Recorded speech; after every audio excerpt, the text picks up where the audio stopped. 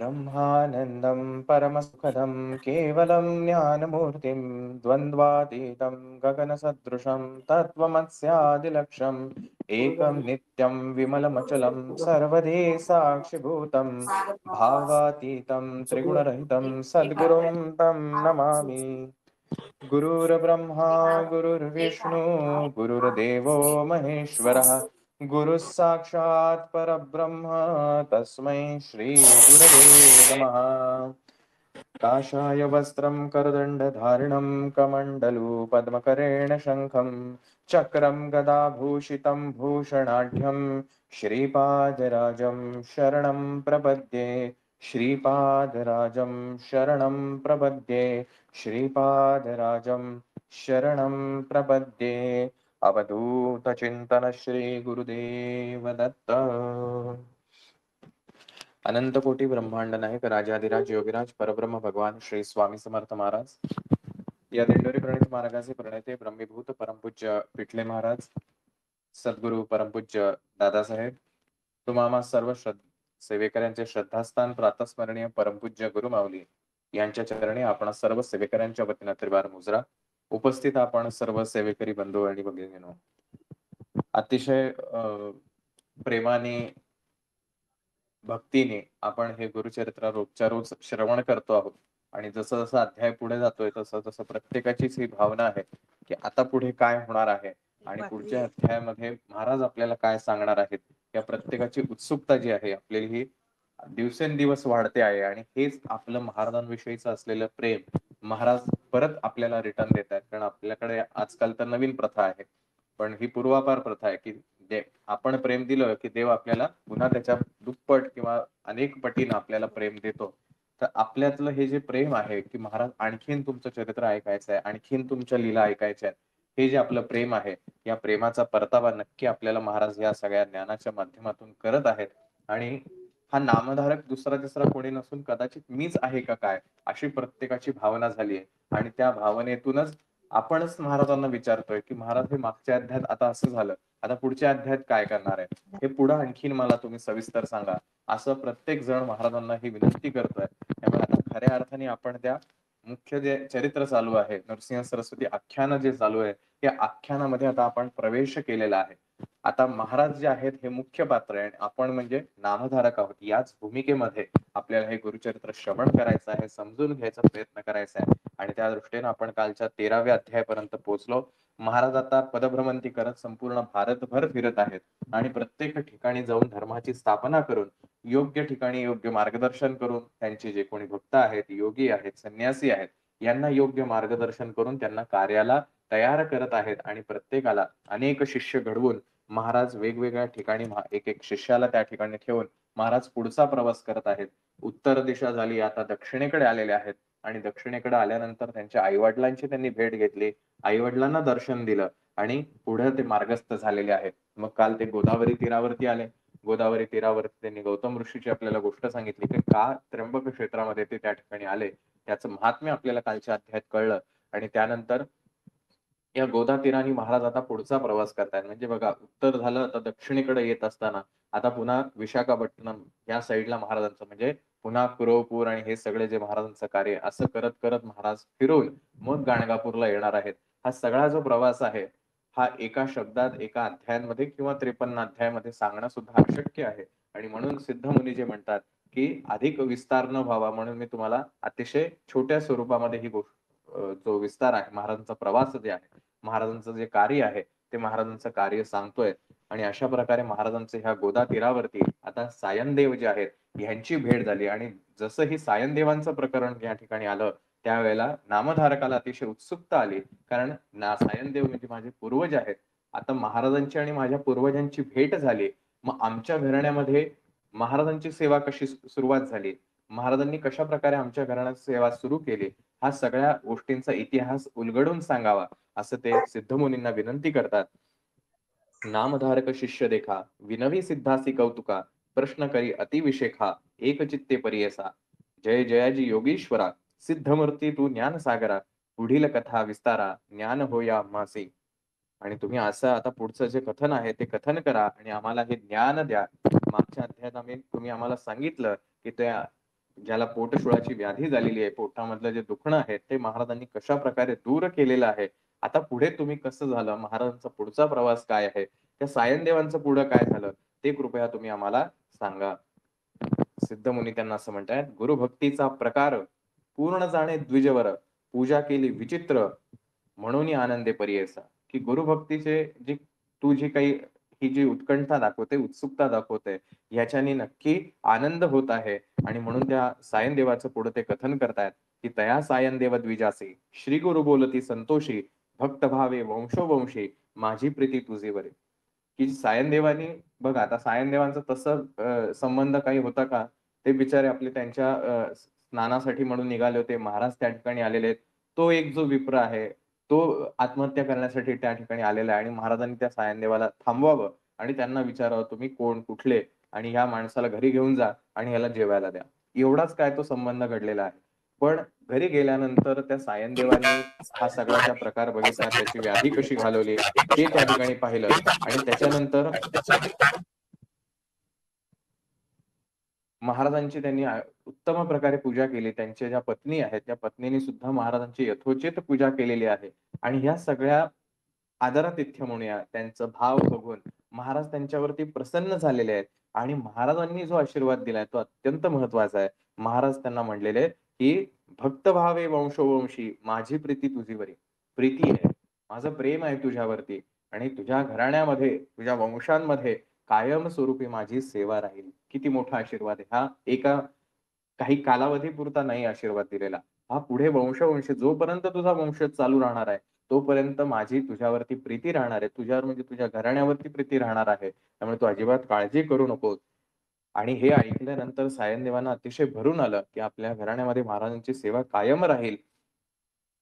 आणि म्हणून ते महाराजांचं आता गुणगान गातायत, की महाराज तुम्ही किती थोर आहात. जय जयाजी सद्गुरु, त्रिमूर्तीचा अवतारू, अविद्या माये दिससी नरू, वेद वेदा अगोचरू तुझा महिमा. की आम्ही अज्ञानापोटी तू मनुष्य रूपात दिसतोस, परंतु तू तर साक्षात परमेश्वर आहे. तू तर जय जयाजी सद्गुरु, तू तर सद्गुरु आहेस आणि त्रिमूर्तीचा अवतारच तू आहेस. परंतु आम्ही या मोहमायेमध्ये अडकल्यामुळे आम्हाला तू माणसा स्वरूप दिसतो आहे. त्यामुळे तुझा महिमा जो आहे तो वेदांना सुद्धा गाता आला नाही. त्यामुळे तुझं वर्णन मी काय करावं. विश्वव्यापक तूची होसी, ब्रह्मा विष्णू व्योमकेशी, धरले स्वरूप तू मानवासी, भक्तजन तारवया. तर अशा प्रकारे सायनदेव जे आहेत ते त्यांची इतकी स्तुती करतायत, की महाराज तुमचं स्वरूप काय आहे, तुम्ही किती श्रेष्ठ आहात, तुम्ही साक्षात त्रिगुण रूप आहात. आणि अशा त्रिगुण स्वरूपात मला सद्गुरू म्हणून तुम्ही लाभावेत, ह्याच्यापेक्षा माझं महत्भाग्य काय असेल. माझे वंश परंपरे भक्ती द्यावी निर्धारी, इह सौख्य पुत्र पौत्री, अंती द्यावी सद्गती. परमपूज्य गुरुमाऊली आपल्याला नेहमी म्हणतात, की जर स्वामी महाराज आपल्या समोर प्रकट झाले आणि त्यांनी जर आपल्याला विचारलं, की तुला काय पाहिजे ते सांग, तर आपण भली मोठी लिस्ट महाराजांकडे देऊया. पण हा सायनदेवाच्या माध्यमातून आपल्याला हेही कळतं, की आपण महाराजांकडे काय मागावं. त्यांनी काय सांगितलं, की माझ्या वंश परंपरे, माझ्या वंशामध्ये तुझी कायम सेवा राहू दे. म्हणजे माझी येणारी प्रत्येक पिढी जी आहे, ह्या पिढीमध्ये तुझी सेवा होत राहू दे. ही साधी गोष्ट नाहीये. हे प्रत्येकाच्या नशिबात घडत नाही. हे फार कमी लोकांच्या आयुष्यात घडतं, की त्यांच्या पिढ्यानपिढ्या एकाच सद्गुरूंची सेवा होते. आणि साक्षात दत्त महाराजांची सेवा होणं, काही जणांचे आजोबा, पणजोबा अगदी त्यांच्याकडे खूप जुनी प्रथा राहते, की त्यांच्याकडे एखादी पालखी असते, एखादी सेवा असते. अगदी नरसोबाच्या वाडीचं आपण उदाहरण घ्या. तिथले जे सगळे समुदाय जे आहे, पुढच्या येणाऱ्या अध्यायात आपल्याला समजणार आहे, की महाराजांनी कशाप्रकारे तो अधिकार तिथल्या लोकांना दिला. गाणगापूरचे पुजारी असतील, ह्याही लोकांना महाराजांनी कशाप्रकारे तो सेवेचा अधिकार दिला. ही वंश परंपरेत त्यांची सेवा महाराजांची त्यांच्या वंशामध्ये घडत राहणार आहे. इतका मोठा आशीर्वाद त्यांनी महाराजांना मागितला. आणि भक्ती द्यावी निर्धारी, की माझ्या मनामध्ये भक्ती ही नक्की निश्चयपूर्ण असावी. डळमळीत असू द्या. अजिबात थोडं सुद्धा माझ्या आयुष्यात जरी बिकट प्रसंग आले तरी सुद्धा तुमच्यावरती जी माझी भक्ती आहे, ती भक्ती कधी डळमळत होऊ नये, असे तुम्ही मला आशीर्वाद द्यावा. हा भक्ती शब्द खूप महत्वाचा आहे, पण तो आपण विस्ताराने नंतर बघूया. इह सौख्य पुत्र पौत्री, पौत्र म्हणजे नातवंड, मुलं नातवंड व्यवस्थित त्यांचं सगळं व्हावं. अंती द्यावी सद्गती, की ज्यावेळेला माझा मृत्यू होणार आहे त्यावेळेला मला तुम्ही सद्गती द्यावी. जी योग्य गती असेल ती तुम्ही त्या ठिकाणी द्यावी. सद्गती, चांगली गती द्यावी. अशा प्रकारे त्या सायनदेवानी महाराजांना प्रार्थना केलेली आहे, की तुम्ही मला याच्या कृपा करावी. आणि मग ते म्हणतात, की "महाराज हे सगळं आहे, सगळं ठीक आहे. पण मी ज्याच्याकडे कामाला आहे, ज्या राजाकडे, ज्या यवन राजाकडे, मेंच राजाकडे काम करतो आहे, या राजाची एक सवय आहे, की तो दरवर्षी एका व्यक्तीला, एका ब्राह्मणाला बोलवतो आणि त्याची हत्या करवतो. आणि आज नेमकं मला आमंत्रण मिळालेलं आहे. त्यामुळे मला म्हणजे हे खूप आश्चर्यही वाटतंय, दुःखही वाटतंय, की आजच मला तुम्ही भेटावेत आणि आजच तुमची भेट होऊन माझ्या आयुष्याचा तुम्ही मला आशीर्वाद द्यावा, की वंशपरंपरेत तुझ्या सेवा राहील माझी आणि आजच मला ते आमंत्रण मिळालेलं आहे. तर माझा मृत्यू हा ओढवलेला आहे. तर कृपा करा आणि माझं रक्षण करा. असं म्हणून ते सायनदेव जे आहेत ते महाराजांच्या चरणावरती विनंती करत आहेत, की "जाता तयाजवळी आपण, निश्चय घेईल माझा प्राण, भेटी झाली तुमची म्हणून, मरण कैसे आम्हासी." की ते म्हणतायत, "महाराज मी जर तिथे गेलो तर 100% तो मला मारून टाकणार आहे. आणि तुमची माझी भेट झालेली आहे, तर मरण कसं काय यायला पाहिजे मला? तर तुम्ही काहीही करा आणि ही भेट टाळा." साधारण स्वाभाविक आपण प्रत्येक जण महाराजांना आपल्या परीनं, आपल्याला जे योग्य वाटतं, ते महाराजांना मागण्याचा प्रयत्न करतो, की "महाराज ही गोष्टच माझ्या आयुष्यात घडवून देऊ नका." कारण तिथं गेलं की मला माहिती आहे माझ्या आयुष्यात काय होणार आहे. म्हणून मला ती गोष्टच घडवू नका. पण नेमकं होतं उलटं. गोष्टच आयुष्यात घडते आणि आपण काही करू शकत नाही. तसंच इथे सायनदेवांना सुद्धा महाराजांनी असंच सांगितलंय. "संतोषणी श्री गुरुमूर्ती." महाराज अतिशय प्रसन्न मुद्रेने त्यांना म्हणतायत, "अभय देती तया प्रती विप्रमस्तकी हस्त ठेविती चिंता न करी म्हणून या." महाराज त्याच्या डोक्यावरती हात ठेवतात आणि त्याला म्हणतात, की "अजिबात काही काळजी नको, काळजी करू नको. तू मनातली सगळी भीती जी आहे ती काढून त्या यवनाला भेटण्यासाठी जा. ते तुला अतिशय प्रेमपूर्वक सत्कार करतील, स्वागत करतील आणि तुला परत पाठवून देतील." बघा महाराज काय म्हणतायत. सायनदेव असं म्हणतायत, की महाराज, की "तू दरवर्षी एका व्यक्तीला बोलवतो, एका ब्राह्मणाला बोलवतो आणि दरवर्षी त्या व्यक्तीचा तो मृत्यू करवतो आणि आज त्यांनी मला बोलवलेलं आहे. तर 100% तो मला आज माझा घात करणार आहे आणि तुमची भेट झाली माझ्यात, तर हे कसं काय व्हावं? हे मरण कसं काय येईल मला?" आणि महाराज त्याला म्हणतात, "काही काळजी करू नको. तू जा त्याच्याकडे. तो तुझा आदरपूर्वक सत्कार करेल, स्वागत करेल आणि तुला परत पाठवून देईल. आणि जोपर्यंत तू परत येत नाहीस, तोपर्यंत आम्ही इथेच राहतो. तू विश्वास ठेव. जोवरी परतून तू येसी, असो आम्ही भरवसी. तू आलिया संतोषी, जाऊ मग येथून या." महाराज म्हणतात, "तू जा तिथे. तू परत तुला पाठवणार आहे. तू येईपर्यंत मी इथेच थांबतो. काही काळजी करू नको. माझा तुला आशीर्वाद आहे. तुझ्या घराण्यामध्ये माझी सेवा चालणार आहे. त्यामुळे तू पूर्ण निर्धास्त होऊन त्या ठिकाणी तू जा म्हणून." तर हे असं ऐकल्यानंतर त्याला थोडासा धीर येतो, आत्मविश्वास वाढतो आणि तो त्या ठिकाणी त्या राजाकडे जायला निघतो, जातो त्या ठिकाणी आणि तो समोर बघितल्यानंतर भीतीने कापरं भरतं याला, की आता काही खरं नाही, आता हा काय करतोय माहीत नाही. "कालांतक यम देखा, यवन दुष्ट परी ऐसा, ब्राह्मणा ते पाहता कैसा, ज्वालारूप होता झाला." तो अक्षरशः त्या ब्राह्मणाला बघितल्यानंतर त्याच्या दाह स्वरूपामध्ये झाला. म्हणजे आपण म्हणतो ना एखादा राक्षस म्हणून आपल्या समोर उभा राहावा, की आता हा काय करणार आहे माझ्या आयुष्यात माहिती नाही. तर तसं त्या सायनदेवांच्या समोर तो त्या ठिकाणी आल्यानंतर सायनदेवांना ती भीती वाटली, ज्वालारूप सारखा वाटला, अग्नी स्वरूपामध्ये वाटला, की आता हा आपल्याला भस्म करणार आहे. विन्मुख होऊन गेला गृहात, गेला यवन कोपत, विप्र झाला भयचकित, मनी श्री गुरु ध्यात असे. सगळं विचित्रच घडलं. या ब्राह्मणाला पाहिल्यानंतर तो जो राजा आहे त्याने तोंड फिरवलं आणि तो आतमध्ये निघून गेला.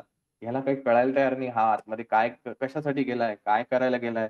का कोणाला आदेश द्यायला गेलाय? का आणखीन काही करायला गेलाय? काही कळायला तयार नाही. आणि म्हणून सायनदेव जे आहेत ते अतिशय घाबरले आणि मनामध्ये गुरूंचं स्मरण करतायत, की आता हा काय करणार आहे याला माहिती नाही. पण इथली जी 2-3 उदाहरणं दिली आहेत, ती खूप महत्त्वाची आहेत, जी आपण कायम लक्षात ठेवावी. "कोप आलिया ओळंबियासी, केवी स्पर्शे अग्नीसी, श्री गुरुकृपासे जयासी, काय करील यवन दुष्ट." की ज्याप्रमाणे एखादी अळी किंवा वाळवी, जी ओळंबी म्हणजे वाळवी, जी लाकडाला लागते ती, की एखादी जरी वाळवी जी आहे तिला खूप क्रोध आलेला असेल, पण जर समोर अग्नी असेल, तर ती काय करू शकणार? तसं ज्याच्यावरती गुरुकृपा आहे, त्याला कोण तो यवन जो आहे, तो अगदी दुष्ट जरी असेल, तरी तो काय करणार आहे? गरुडाची पिलीयासी, सर्प कैसा डंसी, तैसी त्या ब्राह्मणासी, असे कृपा श्री गुरुचे.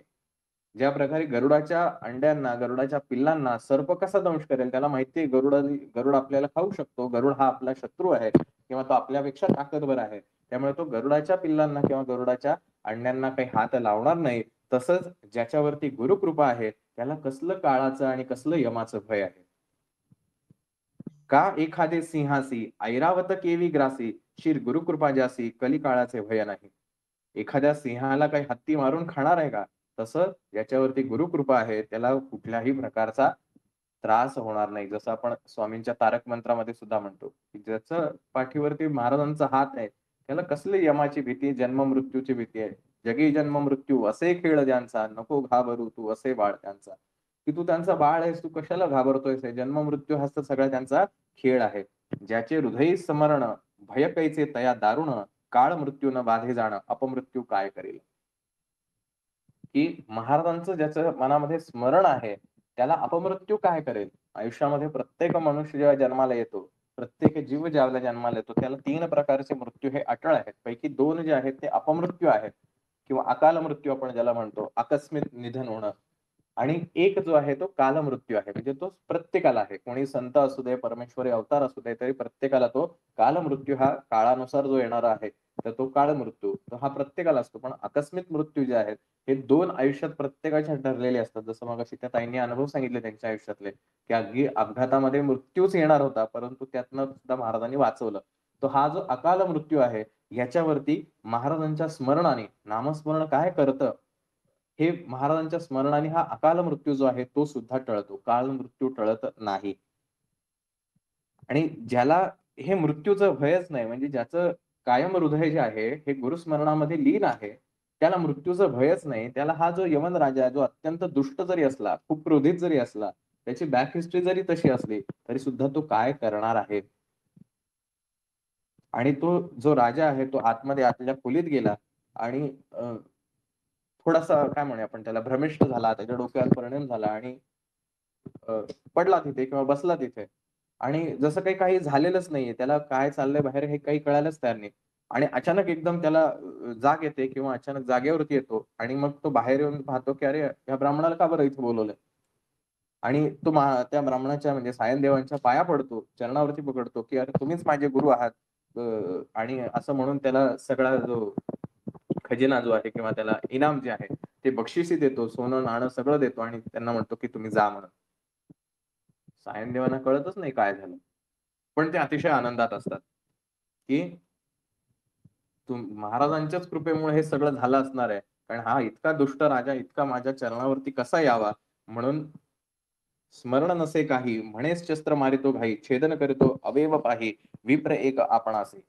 तर तो राजा जो आहे तो त्या सायनदेवांना असं म्हणतो, की "मी तुम्हाला कशासाठी मारायला बसलेलो आहे? मी तर तुम्ही माझे गुरु आहात आणि तुम्ही मला आशीर्वाद द्यावा." असं म्हणून त्यांना भेट देऊन त्या ठिकाणी पाठवून देतो.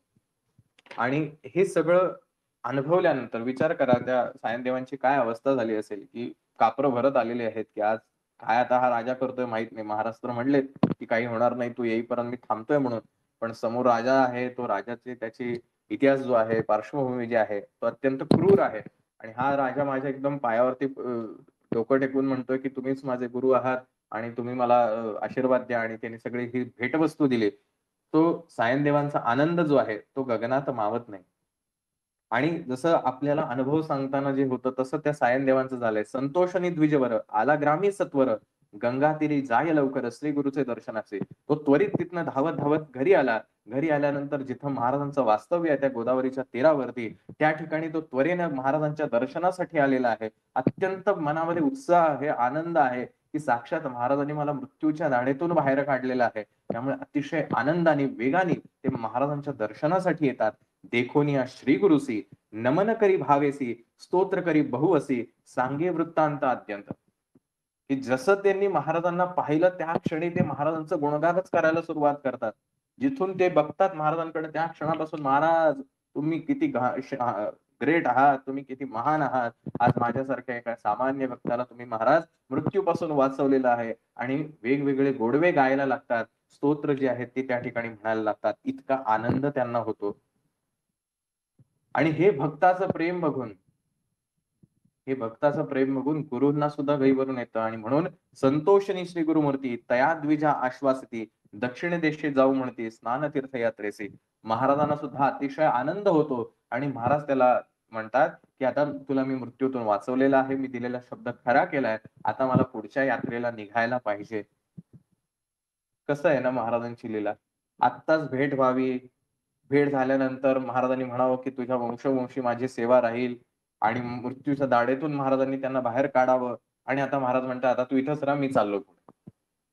काय मनामध्ये आघात होत असतील सायनदेवांच्या, की इतक्या वर्षानंतर की माणसाचं जे जन्माचं हित आहे ते सद्गुरूंच्या भेटीमध्ये असतं, आणि आज माझी सद्गुरूंची भेट झाली इतक्या मोठ्या संकटात, म्हणजे दुसरा जन्मच मला मिळालेला आहे.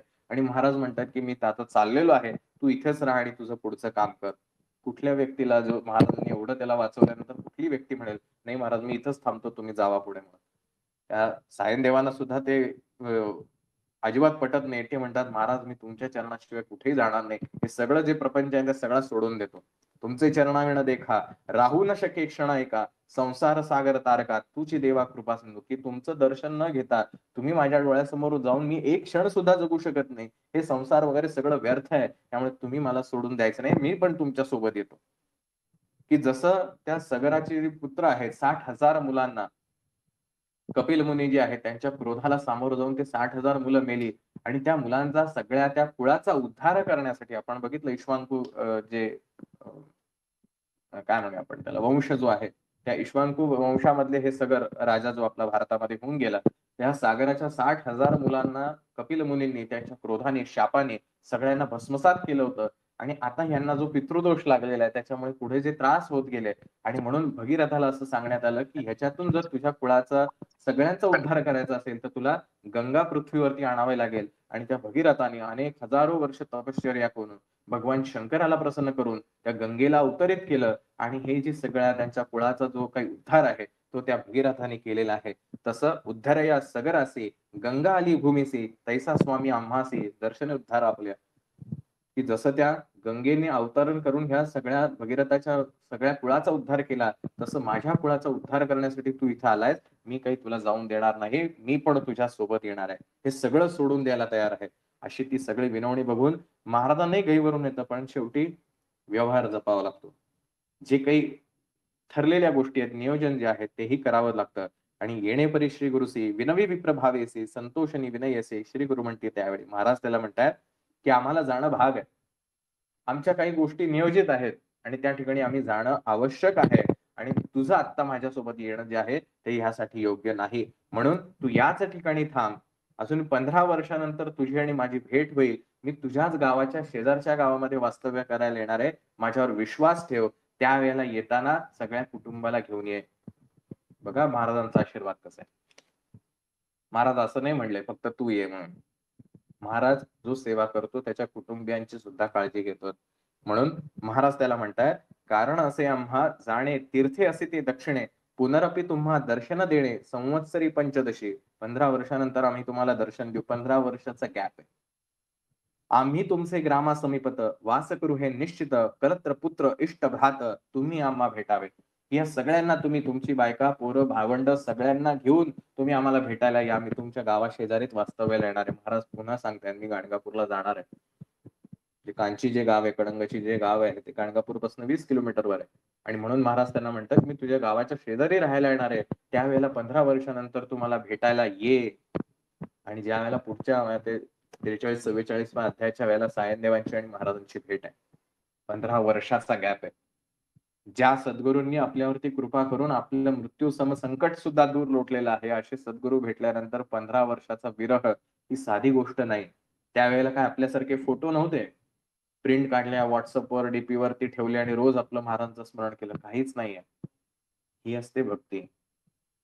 अदरवाईज आपण एक 7-8 दिवस 15 दिवस फार फार तर वर्षभर लक्षात ठेवतो. आपण आपण तर आत्ताची लोक तर इतकी स्वार्थी आहेत, आपल्या घरातला माणूस मेला तरी त्या दुसऱ्या दिवसापासून आपली कामं सुरू करतात, काही जण तर त्या दिवसापासून सुद्धा कामं सुरू करतात. इथं 15 वर्ष गुरूंचं स्मरण ठेवायचं आहे. आणि फक्त एवढंच सांगितलंय 15 वर्षानंतर तुझी माझी भेट होणार आहे आणि तुझ्याच गावाच्या मी जवळ राहायला येणार आहे. 15 वर्ष गुरुभक्ती करायची, कुठलीही गोष्ट साधनं जवळ नाहीत. केवळ ते जे डोळ्यांनी पाहिलेलं दृश्य आहे, महाराजांचं रूप आहे, ते डोळ्यांनी साठवलेलं दृश्य रोज मनामध्ये स्मरण करून 15 वर्ष हे असं करायचं आहे, मग महाराजांची सेवा होणार आहे. न करी चिंता असा सुखे, सकळ अरिष्ट गेली दुःखे, म्हणून हस्त ठेवी मस्तकी भाक देती त्यावेळी. की तू आता अजिबात चिंता करू नको, तुझ्या आयुष्यातली सगळी कष्ट जे आहेत, दुःख जे आहेत, ती या ठिकाणी दूर झालेली आहेत. भाक देती त्यावेळी, भाक म्हणजे विश्वास. महाराजांनी त्यांना विश्वास दिला आणि महाराज असं सांगून पुढच्या तीर्थयात्रेसाठी पुढच्या ठिकाणासाठी महाराज जे आहेत ते मार्गस्थ झालेले. श्री गुरु निघाले तेथोनी जैसे असे आरोग्य भवानी वैजनाथ महाक्षेत्र. अशा प्रकारे महाराज सगळ्या शिष्यांसमवेत त्या ठिकाणी गेले. पण तिथे गेल्यानंतर त्या वैजनाथाच्या तीर्था ठिकाणी महाराज गुप्त रूपाने राहिलेले आहेत. आणि मग हे नामधारक जे आहेत त्यांना प्रश्न पडतो की महाराज त्या ठिकाणी गुप्त रूपात का राहिले? इतर ठिकाणी महाराज तर प्रकट रूपामध्ये राहत आहेत.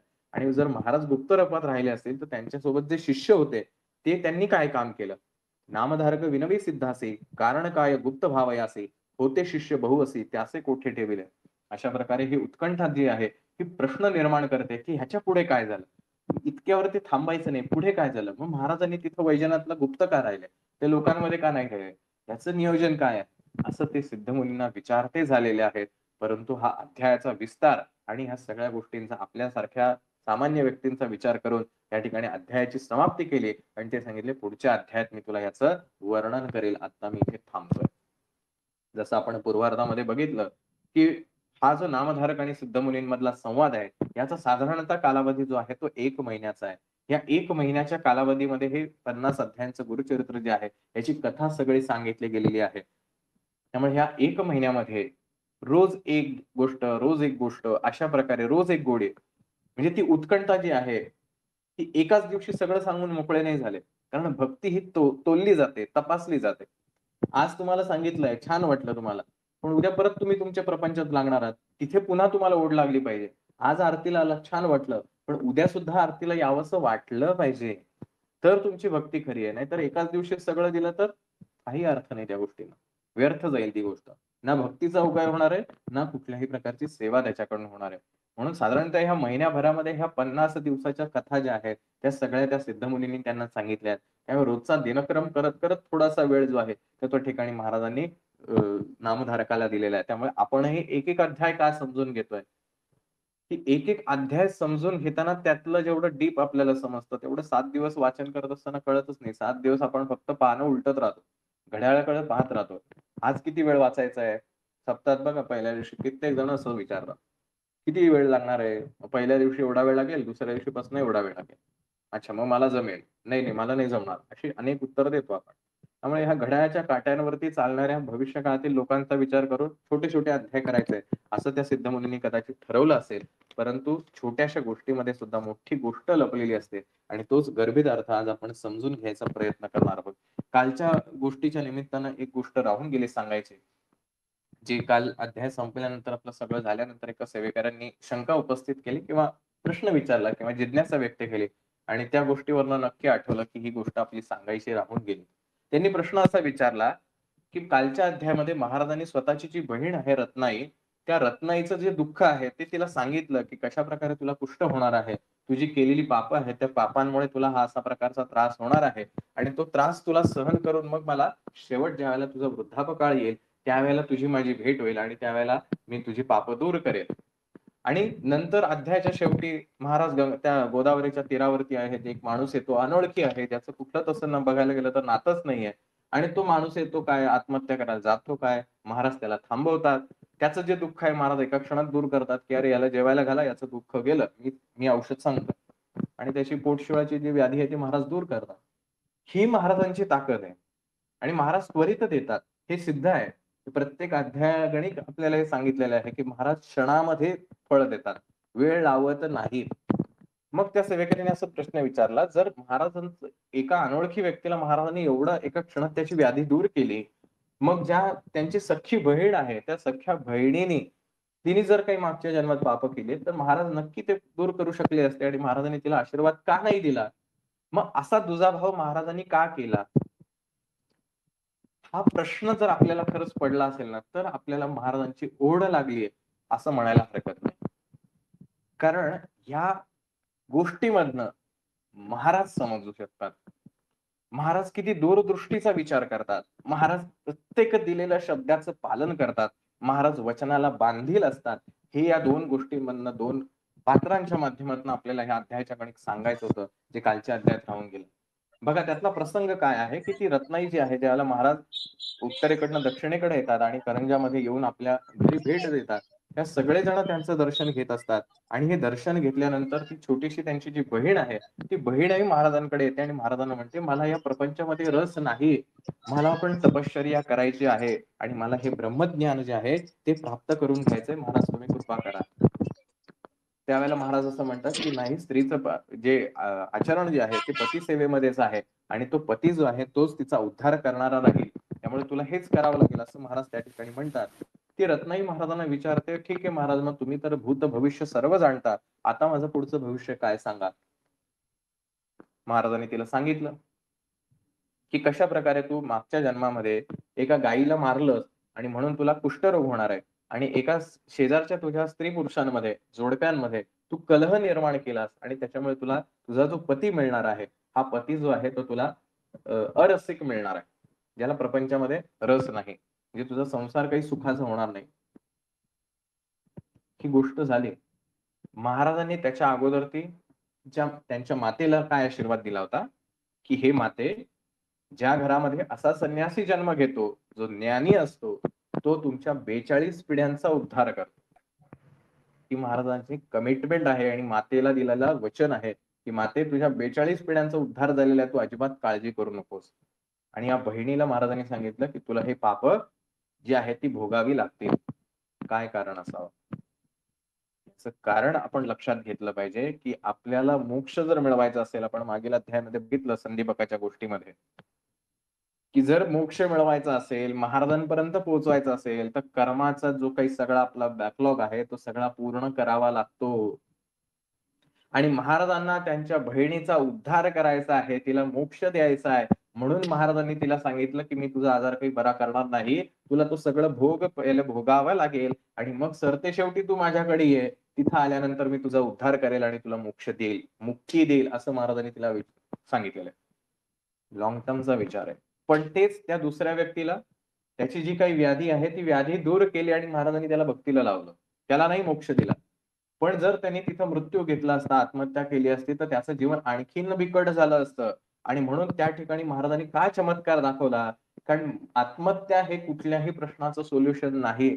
एखाद्या प्रश्नातून समस्येतून पळून जाणं हे त्या समस्येचं उत्तर नाही, तर त्या समस्येला लढणं हेच उत्तर आहे. आणि म्हणून महाराज सुद्धा आशीर्वाद काय देतात, भिवू नकोस, मी तुझ्या पाठीशी आहे, तू लढायला जा, लढणं विसरू नको. आणि म्हणून त्या व्यक्तीला धीर मिळावा यासाठी महाराजांनी तिथे चमत्कार करून त्याच्यामध्ये भक्तीचा उदय केलेला आहे, की त्याला एक दिशा दाखवली, एक श्रद्धा दिली की अरे तू जर माझं स्मरण करत राहिला तर तुझं आयुष्य चांगलं होईल. महाराजांनी त्याला मुक्ती नाही दिलेली. जर मुक्ती द्यायची असते महाराजांनी त्या ठिकाणी त्याला थांबवलं नसतं. हा दोन गोष्टींमधला फरक समजून घ्या. ज्याच्या आयुष्यात संकट खूप आहेत, आपल्याला खूपदा असं वाटतं की मी एवढे सेवा करते महाराज, माझा प्रश्न का नाही सोडवत आहे, माझ्या मागून आलेले कित्येक सेवेकरी आहेत त्यांचे सगळे प्रश्न पटापट सुटतायत, मी ज्यांना माहिती देतोय त्यांचे सगळे प्रश्न सुटतायत, पण माझाच काहीतरी प्रश्न सुटत नाही, असं अनेकदा आपल्याला वाटून जातं. लक्षात ठेवा, याच्या मागे महाराजांचं नक्की नियोजन असतं. कधीतरी आपल्याच जीवनाकडे थोडंसं अंतर्मुख होऊन पहा, महाराजांनी काही आपल्याला नक्की सांगितलं असेल की नक्की तुझ्या जीवाचं कल्याण होईल, काहीतरी आपल्या आयुष्यात घडलेला अनुभव असेल, त्यावेळेला आपल्याला लक्षात येईल आपल्या आयुष्यात हे महाराज घडवतायत. याचा अर्थ महाराज म्हणतात थोडंसं वेट अँड वॉच, थोडासा त्रास होणार आहे तुला, पण यथावकाश योग्य वेळेला मी ज्यावेळेला येणार आहे त्यावेळेला हा सगळा त्रास दूर करणार. ह्यातनं दोन गोष्टी शिकण्यासारख्या आहेत. एक तर महाराजांचं नियोजन कसं राहतं, की ज्याला महाराज देतात तो खूप भारी असतो अशातला भाग नाही, आणि ज्याला महाराज देत नाही तो खूप वाईट असतो अशातलाही अजिबात भाग नाही. महाराजांचं उलट नियोजन आहे. आपल्या दृष्टिकोनातून ज्याचं काम महाराजांनी केलं नाही त्याच्यावरती महाराजांची कृपा नाही असा आपला दृष्टिकोन असतो, आणि ज्याचं काम पटकन झालं, ज्याला लगेच अनुभव आला, त्याच्यावरती महाराजांची खूप कृपा आहे असा आपला दृष्टिकोन आहे. महाराजांचा दृष्टिकोन अगदी विरुद्ध आहे. ज्याला भोगायला लावतायत त्याला पुढं महाराजांना खूप मोठं द्यायचंय, आणि म्हणून ते म्हणतात तुझा बॅकलॉग संपून टाक एकदा. आणि ज्याला पटपट देतायत महाराज म्हणतात आणखीन भक्ती कर, भक्ती करत राहा, एक ना एक दिवस तुझी सुद्धा ही वेळ येणार आहे. त्यामुळे महाराजांच्या चष्म्यातून आपल्याला आपलं आयुष्य जर पाहता आलं तर आपल्याला कळेल आपलं आयुष्य किती सुखी आहे. हा एक पहिला भाग.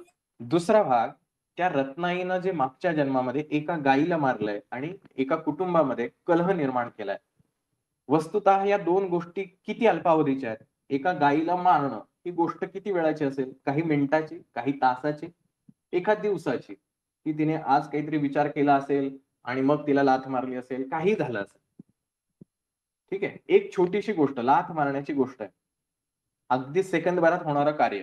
त्याच्यासाठी आपण असं धरूया, की एक दिवस तिने विचार केला असेल, काहीतरी गोष्ट घडली असेल आणि त्या गोष्टीतून तिने त्या गायीला लाथ मारली. गोष्ट एका दिवसाची घडली असं जर आपण विचार केला, भोगायला किती लागलं? आयुष्यभर कुष्ठ होऊन म्हणजे जसा तिचा वृद्धापकाळ येईल, त्यावेळेला पुढचा जो काळ आहे तो सगळा कुष्ठी म्हणून तिला कुष्ठरोग होणार आहे.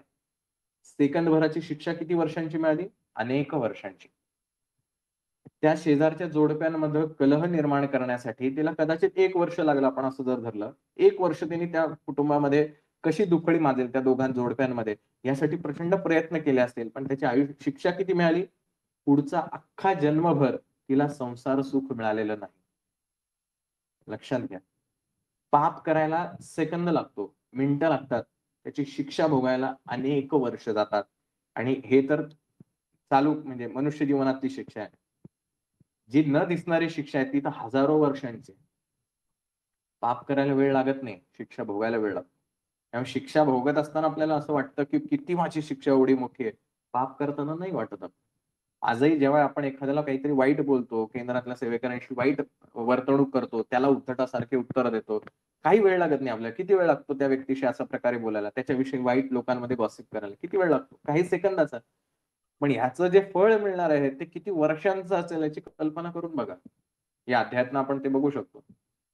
एक छोटंसं पाप घडलंय त्याची शिक्षा एवढी आयुष्यभर भोगायला लागणार आहे.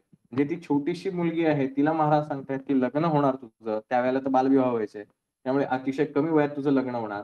संसार सुख तुला मिळणार नाही. जोपर्यंत तुझा वृद्धापकाळ येणार नाही, वृद्धापकाळी तुझा नवरा मरेल, तो मेल्यानंतर तुला कुष्ठरोग होईल आणि त्यावेळेला तू गाणगापुराला येईल. म्हणजे जो काही तो 30, 40, 50 वर्षाचा काळ आहे, तेवढ्या वेळ भोगायचा आहे. 1 दिवसाचा कालावधी नाहीये तो. हे जे काय म्हणूया आपण टाईम पिरियड आहे ना, तो समजून घ्या. एका गायीला लाथ मारणं आणि एका कुटुंबामध्ये कलह घडवणं ही 2 पापं घडलीत, पण त्या 2 पापाचं फळ किती आहे? अख्खं आयुष्यभर भोगायचं आहे. महाराज समजून घ्या. महाराजांचा चष्मा समजून घ्या. म्हणून आपल्या दृष्टिकोनातून जे वाटतं ते सत्य नसतंच. त्या पलीकडे काहीतरी सत्य असतं आणि म्हणून महाराजांचे चरण कधी सोडायचे नसतात. अर्थात याच्यावरती बरंच बोलता येईल, पण आपण वेळेची मर्यादा लक्षात घेऊन आजच्या अध्यायाकडे येऊया. आजच्या अध्यायामध्ये सुद्धा महाराजांनी जो दिलेला सायनदेवांना आशीर्वाद आहे, काय केलं होतं त्या सायनदेवांनी? कुठले मंत्र केले होते? कुठली पारायणं केली होती? काहीच केलेलं नाही. पण जे पूर्वजन्मीचं सुकृत असतं, जे पूर्वजन्मी जे काही आपण सत्कर्म केलेले असतात, या सत्कर्माचं फळ आपल्याला कारण बघताना तर आपल्याला असंच वाटेल, सायनदेवांनी तर काहीच सेवा नाही केली. तरी सुद्धा महाराज त्यांना एवढे प्रसन्न झाले आणि प्रसन्न होऊन सांगतायत काय, "तुझ्या वंशोवंशी आमची सेवा घडेल." आणि त्याच वंशातल्या एका यांनी नामधारकांनी हे गुरुचरित्र लिहिले, जे आज आपण वाचतोय. किती मोठं महान कार्य केलं त्यांनी. हे जर नसतं केलं तर आपण हे गुरुचरित्र वाचूच शकलो नसतो. आपल्याला महाराज कळलेच नसते. एवढं मोठं आशीर्वाद जो आहे, हा महाराजांनी त्या ठिकाणी दिलाय. काय केलं होतं त्यांनी? पूर्वजन्मामधलं सुकृत असतं. त्यामुळे बऱ्याचदा आपल्याला असं वाटतं, की एखाद्या व्यक्तीला पटकन का त्याला अनुभव आला किंवा ह्याच्या आयुष्यात किती छान चाललंय. हा तर कुठल्या देवाला भजत नाही, कुठल्या मंदिरात जात नाही, काही करत नाही, नावच ठेवत असतो सतत.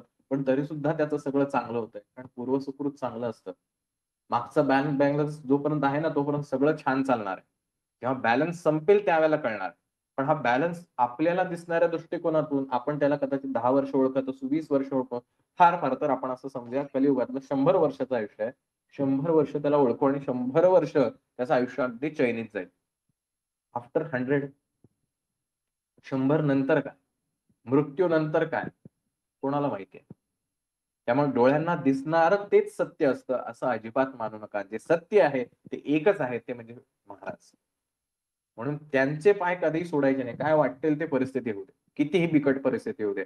आणि महाराजांचा असा आशीर्वाद आपल्याला मिळावा, अशी आपण कायम अपेक्षा ठेवली पाहिजे, की महाराज मी आज तुमची सेवा करतो आहे, करते आहे. पण माझ्या नंतर सुद्धा माझ्या पिढ्यांमध्ये तुमची सेवा होऊ द्या. कारण मला माहिती आहे, ज्याच्या घरामध्ये तुमची सेवा होते, ज्याच्या हातून तुमची सेवा होते, त्याच्या आयुष्यात कधीच कमी राहत नाही. त्याच्या कुळामध्ये कधीच काही वाईट होऊ शकत नाही. कारण जिथं तुमचं अधिष्ठान आहे, त्या ठिकाणी संपूर्ण कुळाचा उद्धार तुम्ही करत असता. म्हणून महाराज माझ्या पिढ्यानपुढ्या पुढची येणारी प्रत्येक पिढी कुठल्या ना कुठल्या रूपातनं ही तुमच्या सेवेमध्ये राहावी.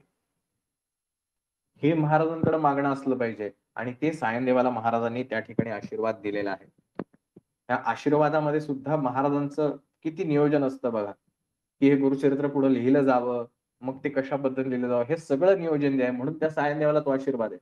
वंशोवंशी तुझ्या घराण्यामध्ये माझीच सेवा होणार आहे. आणि सायनदेव ज्या प्रकारे महाराजांचं गुणवर्णन करतात, आहा!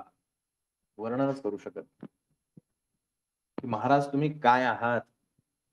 तुमचं साक्षात रूप जे आहे ते ह्याचं वर्णनच वेदांना सुद्धा करता आलं नाही. तिथं माझ्यासारखा सामान्य व्यक्ती तुमचं वर्णन काय करणार आहे? जय जयाजी सद्गुरु त्रिमूर्तीचा अवतारो अविद्या माये दिससी नरो नमिता झाला पुन्हा पुन्हा की माझ्या मोहमायेमुळे तुम्ही मला मनुष्य रूपात दिसतात पण तुम्ही तो साक्षात जगद्गुरु आहात तुम्ही साक्षात त्रिमूर्तीचं रूप आहात विश्वव्यापक तुची होसी ब्रह्मा विष्णू व्योमकेशी व्योमकेश म्हणजे शंकर ब्रह्मा विष्णू महेश तुम्हीच आहात धरिले स्वरूप तू मानवासी भक्तजन तारावया भक्तांचं रक्षण करण्यासाठी त्यांचा उद्धार करण्यासाठी त्यांना उपदेश देण्यासाठी तू हे माणसाचं रूप धारण केलेलं आहे तब महिमा वर्णावयासी शक्ती कैची आम्हासी मागतो एक तुम्हासी कृपा करणे गुरुमूर्ती तुझं शक्तीचं वर्णन करणं असमर्थ आहे आम्ही आम्हाला अजिबात एक शब्द सुद्धा तुझ्याविषयी बोलता येणार नाही कारण तू महान आहेस त्यामुळे हे गुरुवर्य तुम्हीच आम्हाला आशीर्वाद द्या आणि तुम्हीच हे सगळं करून घ्या कृपा करणे गुरुमूर्ती महाराज तुम्ही कृपा करा कारण तुमची कृपा हेच सगळ्या गोष्टींचं मूळ आहे पण पुढे त्याच्या शेवटी प्रपंच कोणाला थांबलेला आहे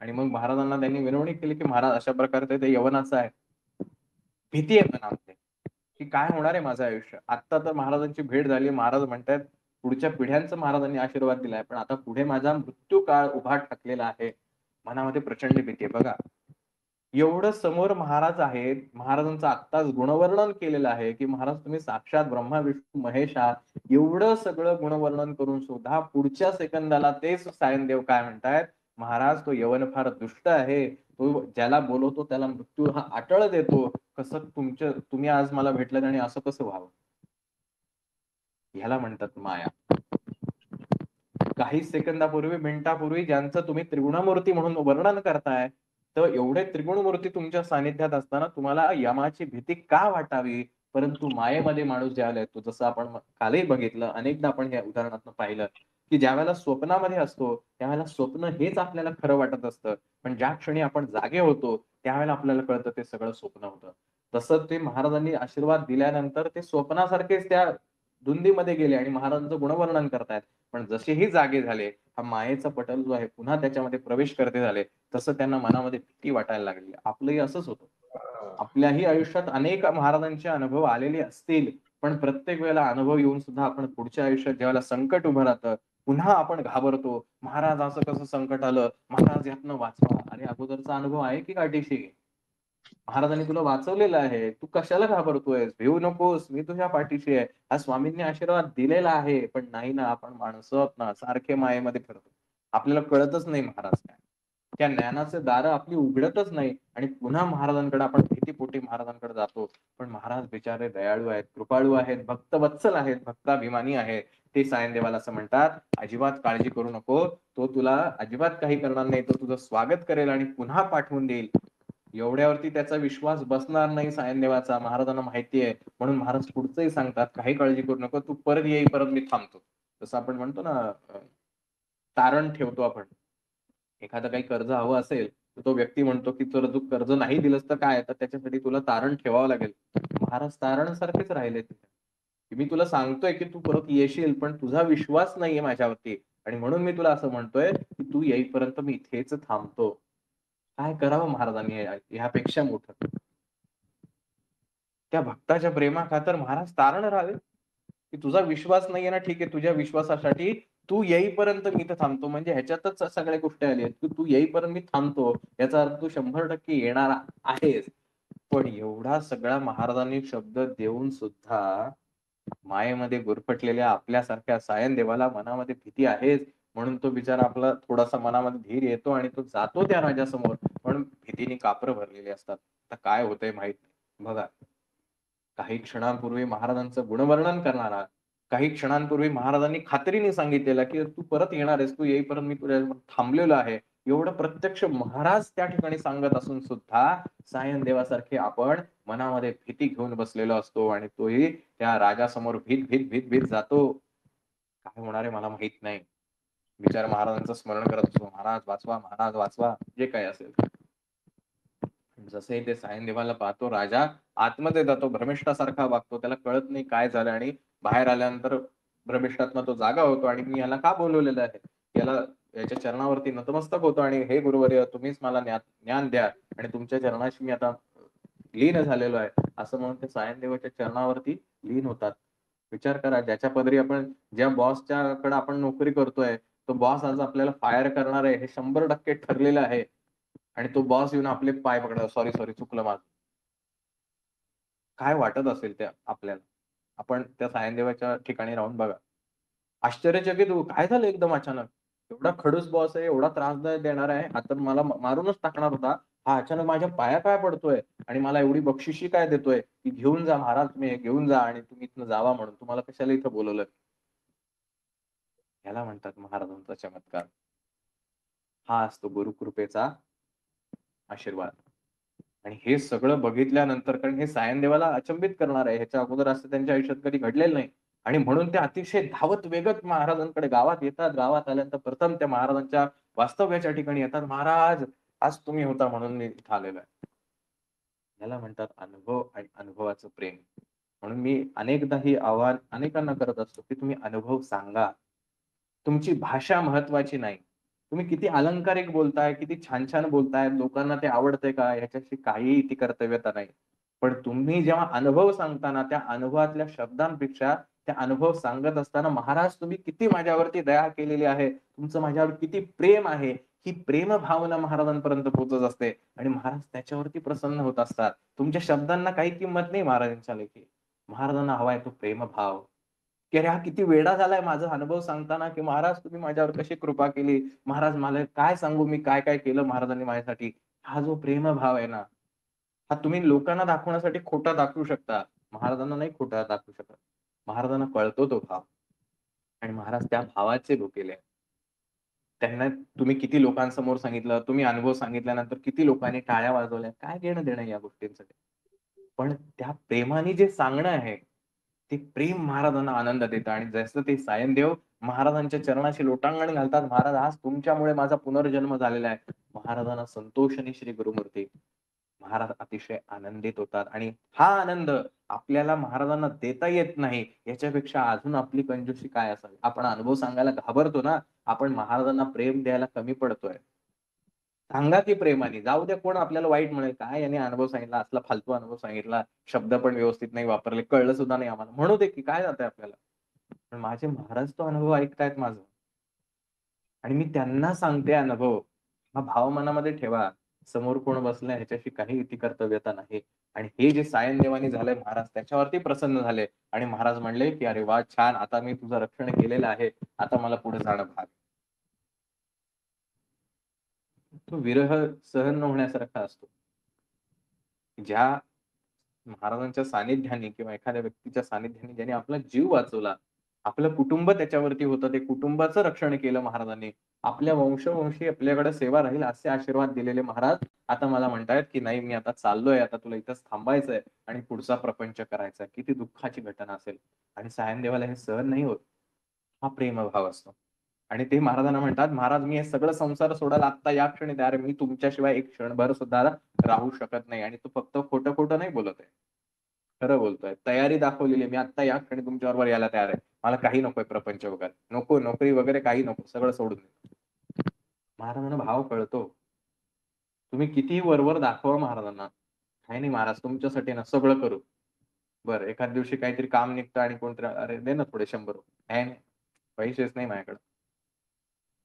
कुठलीही गोष्ट असेल, एखादी सेवा असू दे, एखादा छोटासा मुलगा येऊन तुमच्याकडे एखादी काहीतरी सेवा करायला मग विनंती करतो, की "हे कराल का?" "नाही, नाही, मला वेळ नाही." "महाराज मी तुमच्यासाठी सगळं करेन बरं का." आणि ह्याचा गैरफायदा पण घेतला जातो. पण ठीक आहे, आपण त्या गैरफायद्याकडे लक्ष देऊ नये. काही लोकं महाराजांच्या नावाखातर आपल्याकडनं काहीही करायला बघतात. पण ठीक आहे, आपण कुठल्या भावनेने करतोय हा आपला भाग.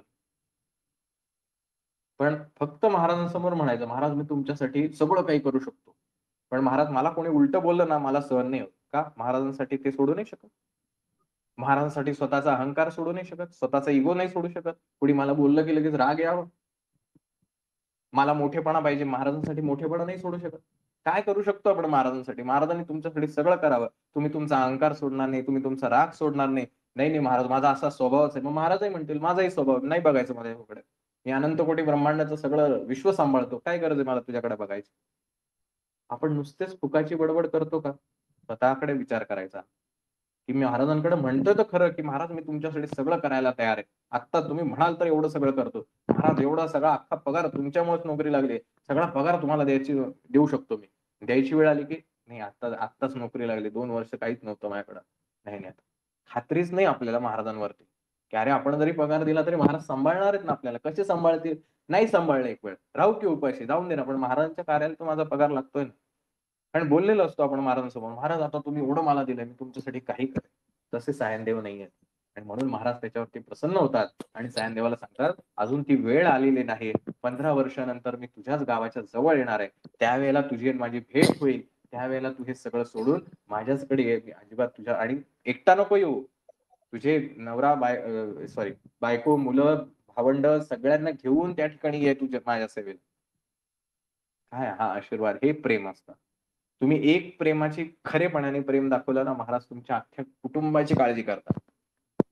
आणि हे येणाऱ्या त्या 43-44 अध्यायात करणार आहेत.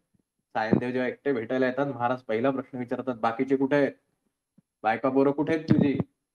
महाराज प्रत्येक गोष्टीची तुमच्या काळजी घेत असतात. हे असतं प्रेम. दाखवावं नाही लागत हे महाराजांवर माझं किती प्रेम आहे. ओरडून-ओरडून सांगावं नाही लागत, "महाराज मी तुमच्यावर एवढं प्रेम करतो."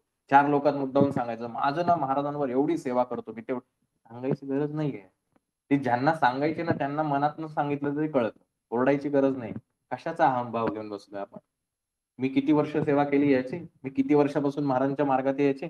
काय आपलं आयुष्य आहे? 100 वर्षाचं आयुष्य पण आपल्याला आयुष्य नाही. 50, 60, 70 कधी मरणार आहोत माहीत नाही. मागच्या अध्यायात महाराजांनी सांगितलं आपल्याला 10व्या अध्यायात. हे देह हा क्षणभंगुर आहे. कधी संपेल सांगता येत नाही. कसला अहंकार घेऊन बसलोय? आणि मी एवढ्या वर्षापासून केलं, मी असं केलं आणि तसं केलं. अहंकार हा महाराजांसमोर घेऊन जायचा आहे. हे महाराज सांगतायत, की जर प्रेम दिलं ना, तर मी तुमच्या दसपटीनं प्रेम द्यायला तयार आहे. पण तुम्ही जर खोटेपणाचा आव दाखवला, महाराज तुम्हाला तशाच रूपाने द्यायला पाहतात. आणि म्हणून या सायनदेवाच्या गोष्टीमध्ये हे सायनदेव आपणच आहोत.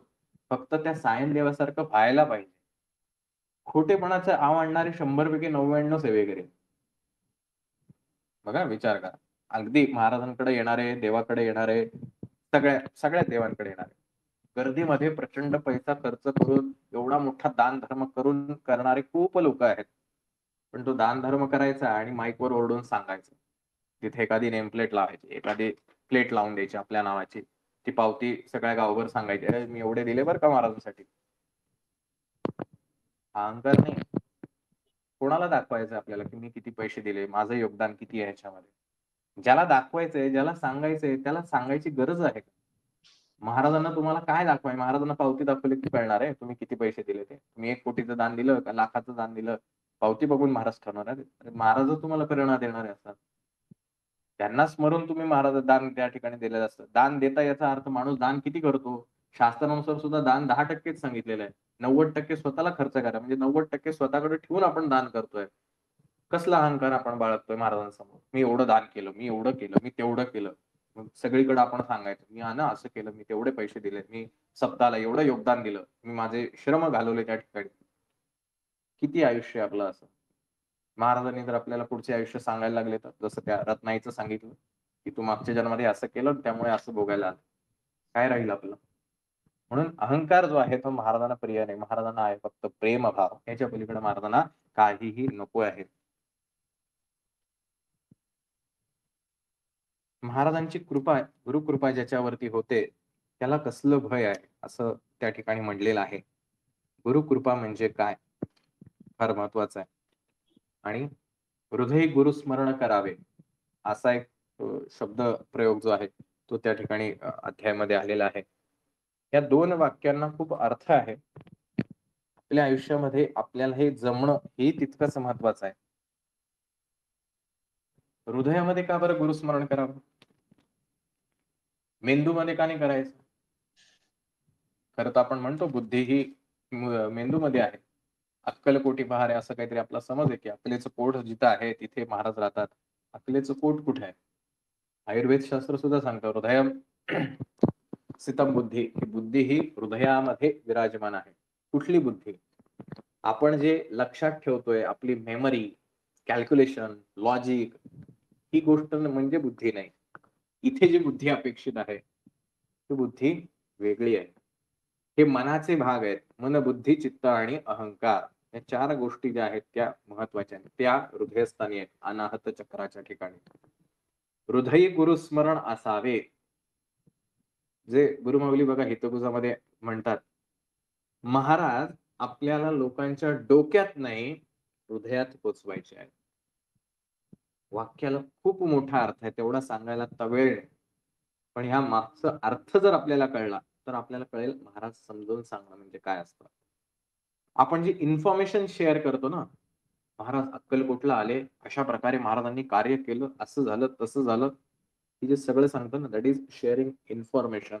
माहितीचं आदान-प्रदान करतो आणि ही माहिती जी आहे, ती बुद्धीमध्ये म्हणजे मेमरीमध्ये किंवा ब्रेनमध्ये स्टोअर होत जाते.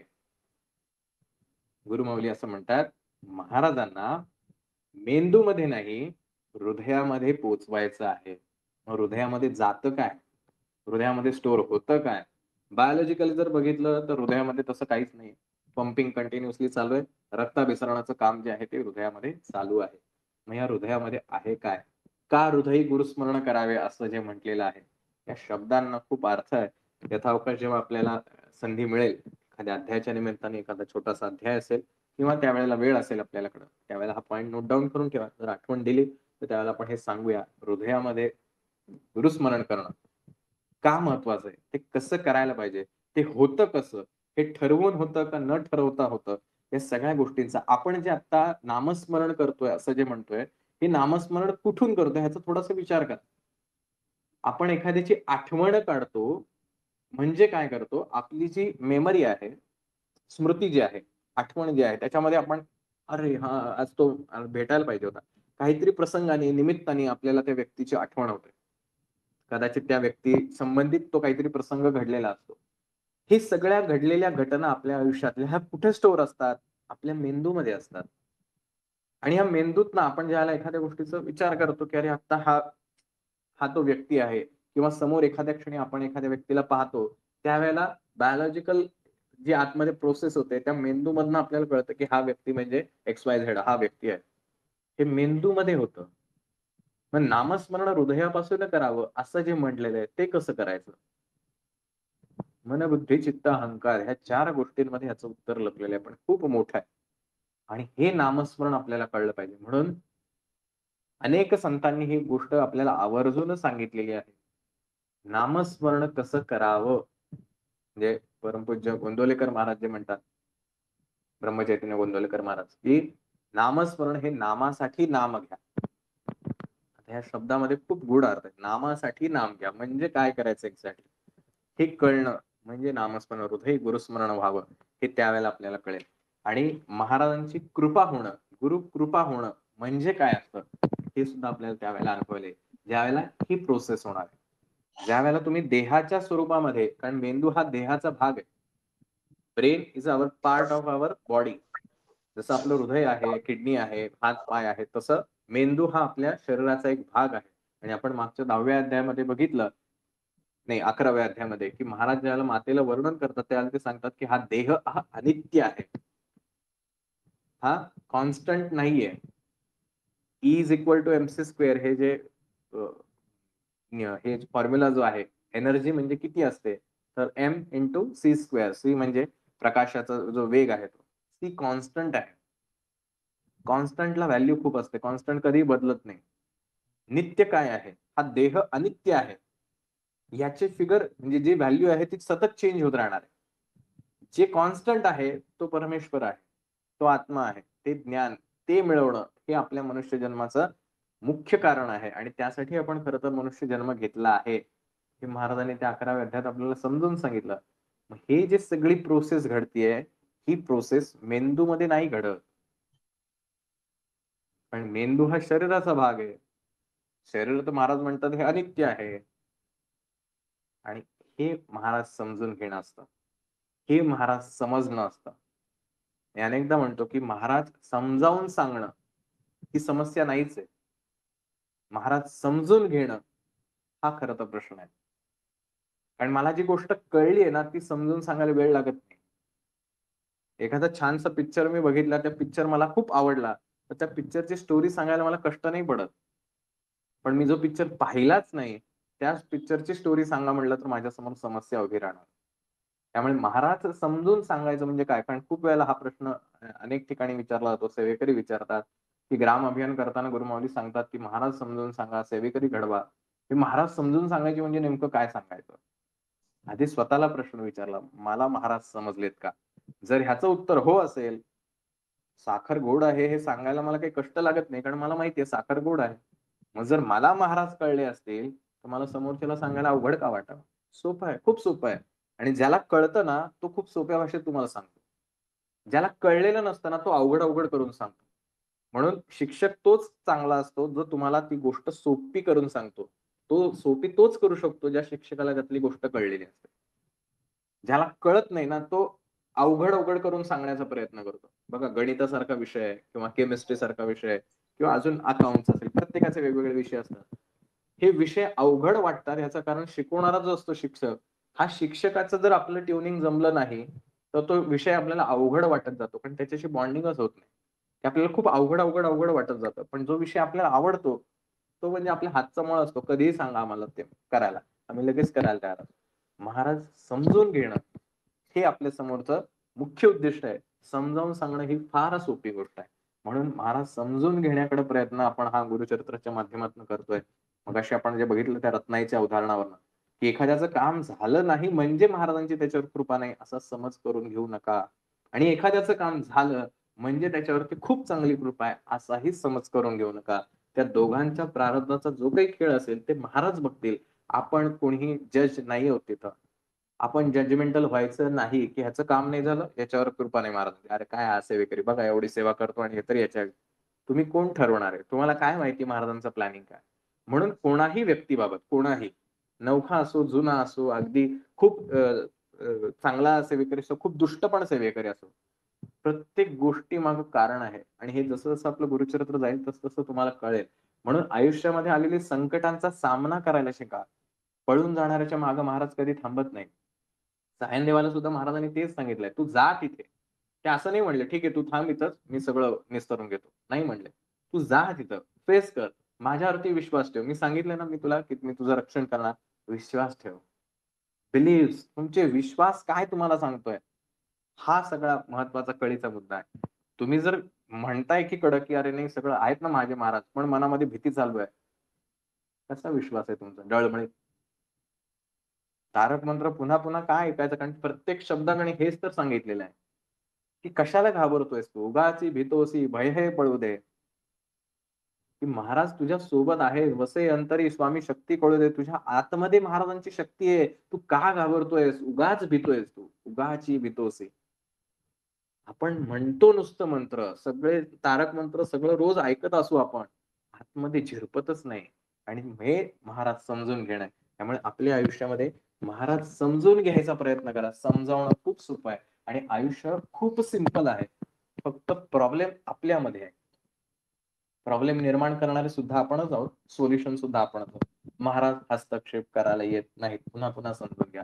इथंही जर आपण बघितलं तर त्या अध्यायामध्ये सायनदेवाला सुद्धा महाराजांनी जे दिलंय, ते त्याच्या पूर्वकर्मानुसार आणि महाराजांनी सांगितलं, "तू हे कर." तुझा जर विश्वास असेल, तिथेही त्या बिकट प्रसंगामध्ये सुद्धा त्या सायनदेवांचं गुरुस्मरण थांबलेलं नाही. जसं मगाशी त्या ताईंनी अनुभव सांगितला, की ते खाली रस्त्यावरती पडलेत आणि ती पब्लिक त्यांना विचारते, "ताई तुम्ही एवढे पडलेत, एवढं लागलंय, तरी तुमचं महाराजांचं स्मरण कसं काय जात नाही?"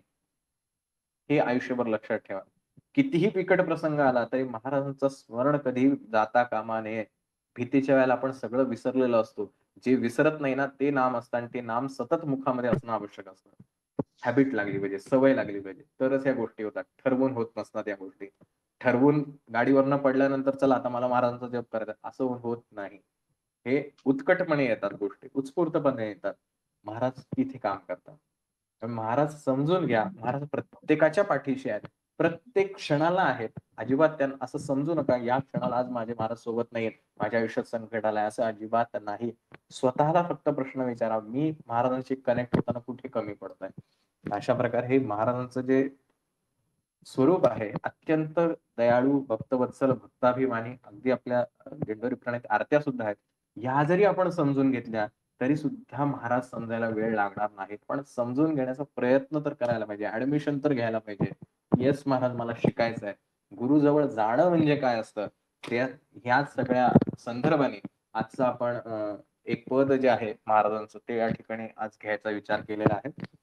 की गुरुभक्ती किंवा गुरुविषयीचं प्रेम जे आहे ते गुरुचं प्रेम कशा प्रकारे राहतं हे आज आपल्याला समजून घ्यायचा आपण या ठिकाणी प्रयत्न करणार आहोत. ग्रुपवरती आपल्याला सगळ्यांना ते पद जे आहे ते पाठवलेलं आहे. कदाचित काही जणांना ते पद माहिती असेल. नरसोबाची वाडी जी आहे ते त्या ठिकाणी हे पद जे आहे ते नित्य जी महाराजांची पालखी निघते तर त्या पालखीच्या शेवटच्या वेळेला हे पद त्या ठिकाणी म्हटलं जातं.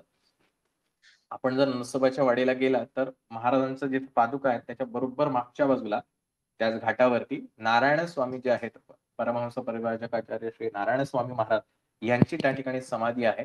आणि महाराजांनी किती मोठा आशीर्वाद दिलेला आहे की नरसोबाच्या वाडीत जर तुम्ही गेलात तर महाराजांची पूजा करण्याच्या अगोदर श्री नारायण स्वामींची पूजा केली जाते. शिष्याला दिलेला हा अधिकार आहे. जसं आपण म्हणतो की गणपती बाप्पा मोरया ते मोरया जे आहेत ते मोरया गोसावी जे आहेत त्यांना गणपतीने दिलेला आशीर्वाद आहे की माझ्या नावासोबत तुझं नाव जोडलं जाईल. तसं या नरसोबाच्या वाडीच्या ठिकाणी महाराजांच्या अगोदर श्री नारायण स्वामी यांची पूजा केली जाते. नारायण स्वामी हे परमहंस परिव्राजकाचार्य श्री वासुदेवानंद सरस्वती टेंबे स्वामी महाराज यांच्याही अगोदरचे आहेत. आणि श्री नारायण स्वामींचं चरित्र हे स्वतः टेंबे स्वामींनी लिहिलेलं आहे. याच्यावरनं आपल्याला श्री नारायण स्वामींचा अधिकार त्यांचं पात्रता ही आपल्याला लक्षात येईल. आणि ह्या श्री नारायण स्वामींचे परमशिष्य जे आहेत श्री गोविंद स्वामी यांनी हे रचलेलं पद आहे. आता ह्याच्यामध्ये बरीचशी दुमत आहेत कारण खूप आधी हे रचलेलं स्तोत्र आहे. अनेक वर्ष त्याच्या होऊन गेली. तर काही जण असं म्हणतात की ज्या वेळेला नारायण स्वामींनी समाधी घेतली त्यावेळेला ह्या शिष्य आणि नारायण स्वामींचं आणखीन एक वैशिष्ट्य आपल्याला सांगायला आवडेल कारण महाराजांच्या कृपेने आता मला ते चरित्र वाचण्याची संधी मिळालेली आहे. तर जसं जगद्गुरु तुकोबाराय जे आहेत ते सदेह वैकुंठ गमन केले आणि त्यांच्यासाठी वैकुंठावरनं काय म्हणे आपण विमान पाठवलं होतं. तसं श्री नारायण स्वामींना सुद्धा घेऊन जाण्यासाठी वैकुंठावरनं विमान आलं होतं. तर ते सदेह वैकुंठाला गेले आणि ते ज्यावेळेला सदेह वैकुंठाला जात होते त्यावेळेला ह्या शिष्यांना गहिवरून आलं की महाराज तुम्ही आम्हाला आता सोडून चाललेले आहेत. आता आम्ही कोणाकडे जावं? कोण आम्हाला धीर देईल? आमच्या प्रश्नांना उत्तर कोण देईल? आणि त्या काय म्हणूया आपण उद्वेगातून दुःखातून त्यांच्या तोंडून जे शब्द पडले ते म्हणजे हे पद आहे. आणि काही जण असं म्हणतात की महाराजांना जी भूमी दान केली होती म्हणजे त्या नरसोबाच्या वाडीच्या दत्त काय म्हणूया आपण ट्रस्टला म्हणूया तर ती जमीन पुन्हा मिळावी यासाठी श्री गोपाळ बुवांनी हे स्तोत्र रचलेलं आहे किंवा हे पद म्हटलेलं आहे. असं आपल्याला काही त्यातला इतिहासातला वादंग जो आहे तो आपल्याला काही माहिती नाही.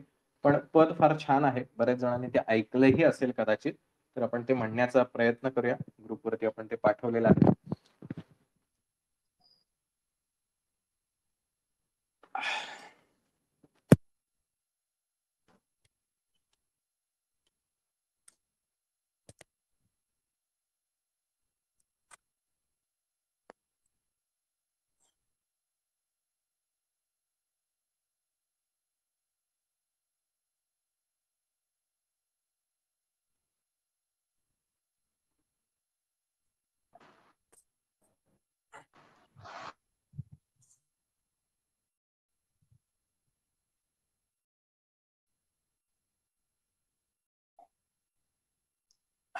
आपण सुरुवात करूया. सांगावे कवणा ठाया जावे कवणा ते स्मरावे कैसे काय करावे कवण्या परी मी राहावे कवण येऊन कुरुंदवाडी स्वामी ते मिळवावे सांगावे कवणा ठाया जावे कवणा ते स्मरावे कैसे काय करावे कवण्या परी मी राहावे या हारी जेवावे व्यवहारी बोलावे संसारी घालून अंगीकारी प्रतिपाळीस जो निर्धारी केला जो निज निश्चय स्वामी, कोठे तो अवधारी सांगावे. कवणा ठाया जावे, कवणा ते स्मरावे. कैसे काय करावे, कवण्या परी मिरहावे. कवण येऊन कुरुंदवाडी, स्वामी ते मिळवावे. सांगावे, कवण्या ठाया जावे, कवणा ते स्मरावे. कैसे काय करावे, कवण्या परी मिरहावे. या राणी माझी करुणावाणी, काया कष्टील प्राणी.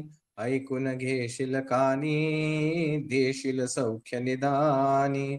संकट होऊन मूर्छित असता, पाजिल कवण्या पाणी.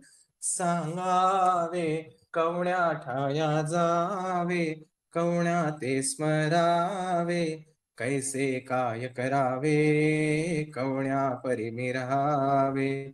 कवण येऊन कुरुंदवाडी, स्वामी ते मिळवावे. सांगावे, कवण्या ठाया जावे, कवण्या ते स्मरावे.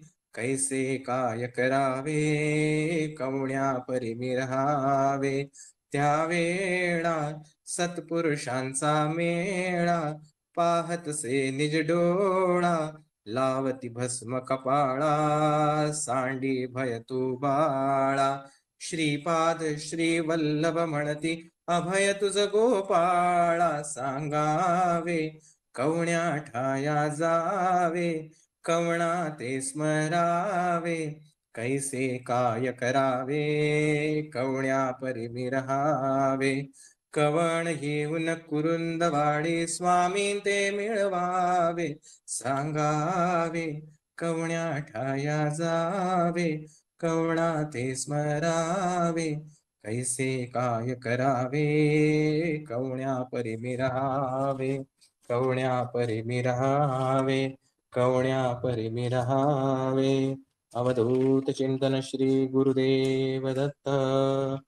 आज या ठिकाणी अध्याय क्रमांक 14 संपन्न झाला. इथे श्री गुरुचरित्रामृते परमकथा कल्पतरू श्री नृसिंह सरस्वती आख्याने सिद्धनामधारक संवादे क्रूर यवन शासनम सायंदेव वरप्रदानम नाम चतुर्दशोऽध्यायः. अवधूत चिंतन श्री गुरुदेव